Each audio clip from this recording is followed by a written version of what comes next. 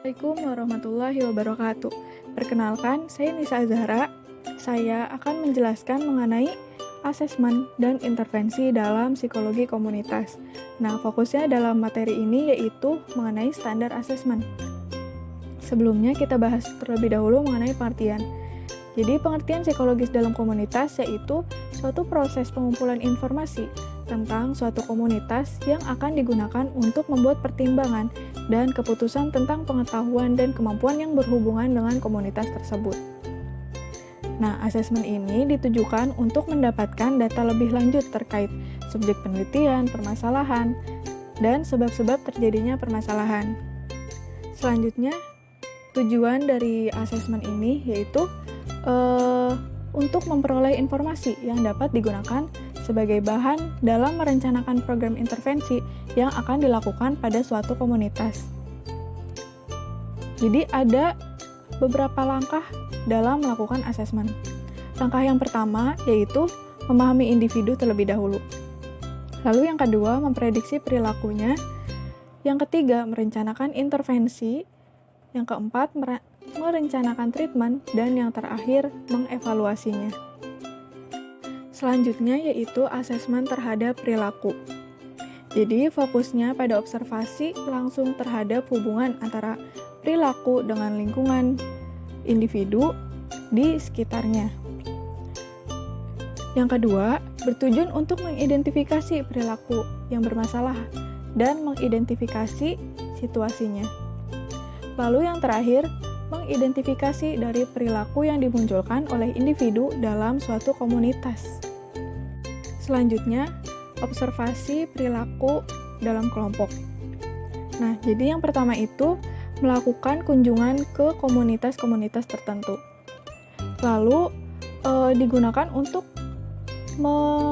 melakukan asesmen terhadap masalah perilaku yang reaktif atau perilaku yang dimunculkan dalam komunitas tersebut.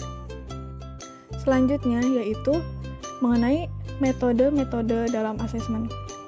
Nah, jadi ada 3 metode. Yang pertama, wawancara perilaku, yang kedua observasi, yang ketiga dokumentasi. Kita masuk ke metode yang pertama, yaitu wawancara perilaku. Nah, wawancara itu ialah metode pengumpulan data dengan tanya jawab yang dikerjakan dengan sistematis dan berlandaskan kepada tujuan penyelidikan.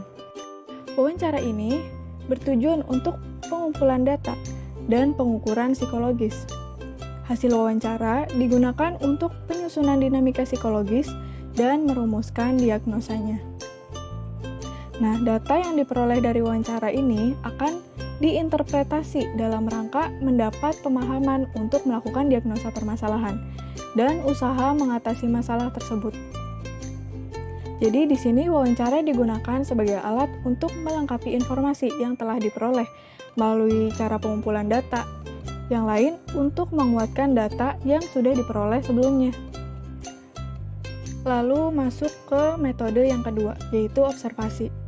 Nah, observasi merupakan suatu kegiatan dalam rangka mengumpulkan data yang berkaitan dengan masalah tersebut melalui proses pengamatan langsung di lapangan.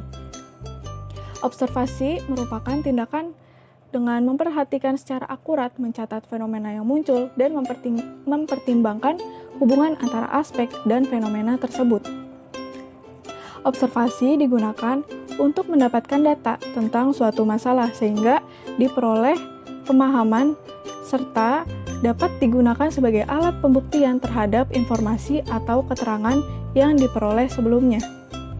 Jadi, peneliti secara langsung akan mengamati dan mencatat informasi-informasi yang didapat dari observasi untuk digunakan sebagai data penunjang. Observasi ditujukan untuk mengetahui permasalahan yang terjadi pada suatu komunitas. Lalu, metode yang terakhir dalam asesmen yaitu dokumentasi. Jadi, dokumentasi merupakan bentuk pengumpulan data yang diperoleh dari berbagai dokumen-dokumen terkait dengan masalah yang diteliti. Sekian pemaparan materi yang saya sampaikan. Kurang lebihnya mohon dimaafkan. Wassalamualaikum warahmatullahi wabarakatuh.